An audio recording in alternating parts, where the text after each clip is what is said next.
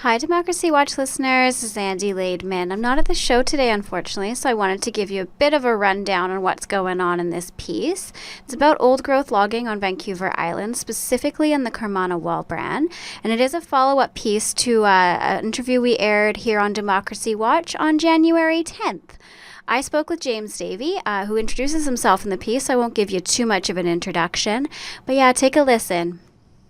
Hi, James. Thanks for joining me. Can you tell me a bit about your work and what it is that makes you qualified to speak about the Carmanah Walbran? Well, first, thanks for having me on. Yeah, in terms of qualifications, been a canvasser, so a door-to-door fundraiser for an environmental charity, the Western Canada Wilderness Committee, for 4 years. And they're one of the groups who's been involved with the preservation of Carmanah back in the late 80s, early 90s, and has been working to try and protect the last of the Walbran pretty much since then. In addition to that, I'm also doing my master's thesis at the University of Victoria on environmental history, with my case study being the Carmanah Walbran. So I am coming from it from an academic settler perspective, as well as sort of a urban middle-class environmentalist. It's kind of a strange question, I find, to what makes me qualified to talk about it, because ultimately I really want to try and problematize the idea that someone can be more qualified to talk about an area like the Walbran, particularly as it's tied up in colonial displacement. For example, it's the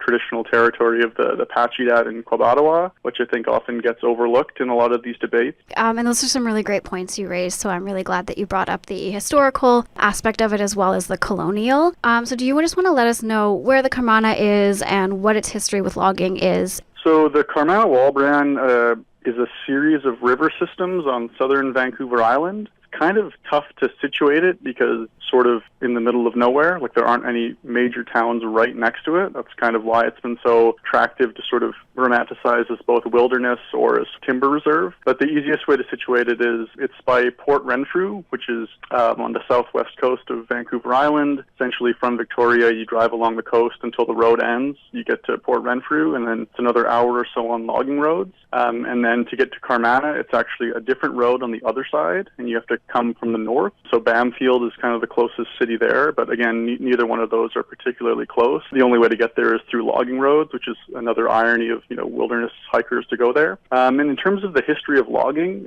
again, the fact that it's sort of at the end of the road in both these cases has made it really crucial, both for these timber communities who have often relied on it for a long time, sort of basing their logging plans on having that there to log, as well as for environmentalists. As that movement is really culminating, these are some of the few areas left with this temperate old-growth rainforest. So that's why it makes it, for me, really interesting as a historical subject, because before environmentalists really, quote-unquote, discover Carmanah, there's already sort of a moment of crisis in the logging community of Lake Cowichan, which is just inland from this area and connected to the tree farm license that sort of governs this area. So there have been, logging for about 50 years at this point. They've been replanting, and sort of with this idea that second growth is going to be able to sustain the same amount of yield as old growth, which we now know is obviously not the case.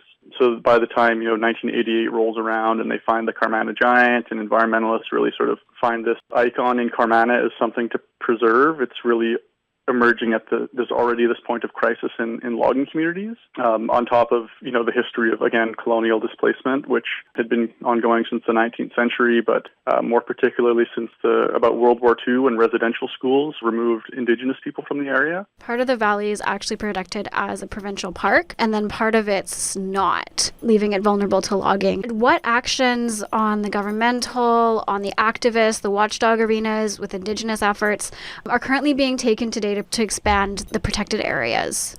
Right. So the Carmanah Valley is to the west, and that is actually entirely preserved as a park, and has been so for almost 25 years now. So the entire watershed's protected. It was taken out of the tree farm license owned by the logging company Macmillan Bloedel. They were compensated, I think, over $100 million by the provincial government to sort of buy the logging rights away from them. But the Walbran was a bit more convoluted. So the Walbran was actually licensed by two different companies. So part of it was Macmillan Bloedel, and part of it was this New Zealand-based company, Fletcher Challenge. So the entirety of the Macmillan Bloedel part is part of the park, but the central Central Walbran, which was licensed by Fletcher Challenge, is still unprotected. And the irony of that is that's actually where the majority of the protests were back in 1991. And there's a particular bridge across the Walbran Creek, which was the site of many blockades involving about 30 arrests of protesters. So that the Central Walbran is still unprotected despite parts of the Walbran being a part. That's where a lot of the confusion is among people. As I said, I'm a door-to-door canvasser, and it's amazing how many people I've talked to are really sort of shocked when I say, oh, we're trying to protect the Walbran, and they say, I thought it was already a part. So in fact, it was changed into a special management zone, which has, restrictions on smaller clear cuts. It has, you have to be further distance away from riparian zones, and there's certain regulations against ecosystem fragmentation. But ultimately, the goal is to turn a natural forest into a tree farm. That's why protests are ongoing today. Estimates range from about 5 to 10% of this kind of ecosystem remaining, that being low elevation temperate rainforest old growth on Vancouver Island. Basically, they're important for recreation. People like to go visit these areas. It's really sort of aesthetically beautiful. It's also sort of, to risk sounding too much like an emotional environmentalist, there is the spiritual feeling you get when you're there that you can't quite put your finger on, but it's pretty magical once you've driven an hour through clear cuts to get there, and you're among 2,000-year-old trees. But beyond that, there's endangered species there. The famous one is the marbled murrelet, which is a seabird that only nests in old-growth forest. The first nests in Canada were found in the Upper Walbran, which led to that being protected. But on top of that, there's also been hundreds of different species found in treetop canopies of this area of different arthropods. They're the same genus as scorpions, which sort of points to the fact that we really don't know a lot about these areas. And old growth in particular keeps revealing new information that we didn't recognize, and of course didn't know for the 75 years that logging has been ongoing. That sort of minimizes these into numbers on a page that are in harvest plans. For example, there's a really amazing book that came out called The Hidden Life of Trees that showed old growth forests have certain relationships with mycelium fungus in the soil, which actually transmits nutrients among trees. They can actually send messages back and forth, which also helps old growth forests grow a lot stronger and produce more fiber than second growth, which just doesn't have those kind of networks that take so long to develop. So there's really countless different reasons why ecosystems like this are important, and that's before you're even talking about how much carbon it sequesters out of the atmosphere and helps combat climate change. They also don't burn as easily as second growth forests because there's more moisture retained in the undergrowth, which you don't get in second growth. So one of the main things I always try and convey is that the rhetoric about sharing these places is really sort of disingenuous when the vast majority of the province has already been cut down. Few areas remain. And something that you kind of touched on is something that we actually discussed last week on the show, is that there seems to be a general awareness about the severity of the logging on Vancouver Island. I know you mentioned when you were canvassing, a lot of people didn't seem to be aware, but do you think that it's a fair assessment that not a lot of people are aware of it, and why do you think this is? Yeah, I would say that the vast majority of people are unaware, and I think the big reason for that is it's tough to get there. It's an hour on logging roads. If you don't have a 4x4 or don't know the way, it's sort of inaccessible, which is why I think a big goal of a lot of environmental groups is to make it more accessible. So in particular, one of the main things that Wilderness Committee has done for a long time is build trails in there to try and make it so that people can go and actually check out these areas and see what it's all about. Because it's one thing to talk about 1,000-year-old trees in the abstract. It's a total another one when you're there in person. Sorry, just to confirm, that's a nonprofit that's building those trails there. Yeah, so it's a charity nonprofit, and it's actually entirely legal because it's Crown land. Provincial land, public has access to it for recreation. The company owns the right to harvest trees. To respond to your question of, why people know so little about this, I think it's sort of an apathy around this. People either think that all the old growth is already going to be cut down, there's nothing we can do about it, or alternatively, it's already saved. What's the point? I thought that was already dealt with in the 90s. So I think that there's just not quite the same interest about it. In the last provincial election, it was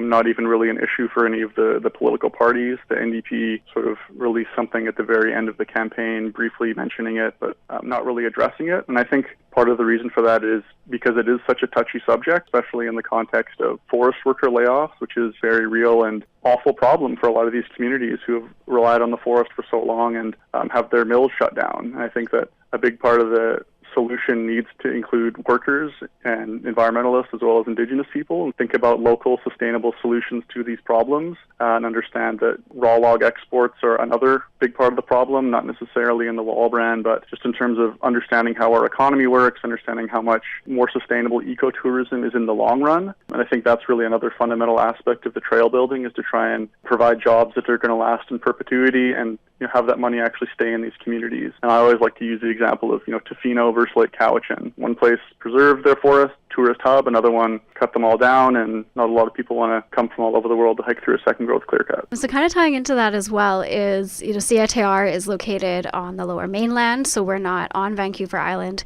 I was wondering what kind of actions can we here on the Lower Mainland, but in general, take to educate ourselves more about this issue, as well as what we can do to help prevent further logging in the area? In terms of education, what's really interesting is that the information is out there. Like, there are several nonprofit organizations who have done a ton of work publicizing this. Like, I'm obviously talking about the Wilderness Committee, but the Ancient Forest Alliance has done a lot of great work. The Sierra Club of BC has done a ton of great work in publicizing this stuff. So, really just educating yourself about what's going on, and beyond, tangibly trying to go out there and, build trails and help out with that kind of thing. Just writing letters to MLAs and sort of voicing your opinion, saying, I want to preserve old growth forests, I think is really powerful. And people often underestimate the impact of certain measures like that. I think that's, a really great way to help out. That's the other sort of fun way to do it that's totally free, is just, go camp and explore these areas and bring people out there. That's really what I find is the most fundamental way that people's consciousness has changed, because I've yet to meet the person who's gone out there and not sort of been totally convinced that this area needs to be stopped from logging. These 1,000-year-old trees shouldn't be turned into shingles and 2x4s. I guess I should mention one more thing, that I think that it's really important to understand how infrequently the sort of fundamental basis of the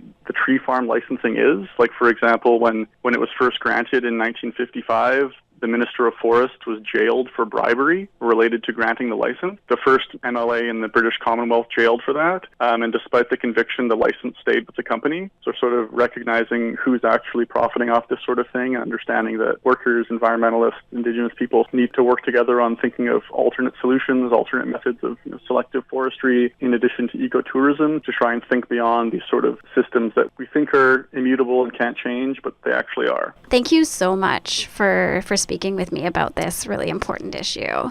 Yeah, thanks so much for having me on. And that was James Davey sharing some of his knowledge with us concerning old growth logging on Vancouver Island, specifically in the Carmanah Walbran.